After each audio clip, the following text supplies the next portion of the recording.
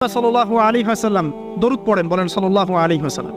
তিনি বলছেন যে আল্লাহর এমন কিছু বান্দা আছে যারা জান্নাতে প্রবেশ করবে, যাদের অন্তরটা হবে পাখির মতো নরম। কার মতো?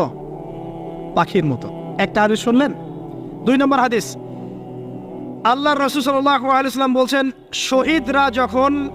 শহীদদের আত্মা যখন আল্লাহর কাছে পৌঁছায়, আল্লাহ রাব্বুল আলামিন সেই আত্মাগুলোকে সবুজ রঙের কিছু পাখির মধ্যে প্রদান করেন এবং সেই পাখিগুলো আরশের নিচে লণ্ঠন আছে, এখানে বসে থাকে এবং তারা জান্নাতের যে কোনো জায়গায় যায়, ঘুরে খাবার খায়, আবার ফিরে আসে। আল্লাহ পাক তাদেরকে বলেন যে তোমরা কি চাও, তোমরা কি চাও? শহীদরা কিচ্ছু বলতে পারে না। কি চাইবো? আল্লাহ এত নিয়ামত দিয়েছেন, কি চাইব?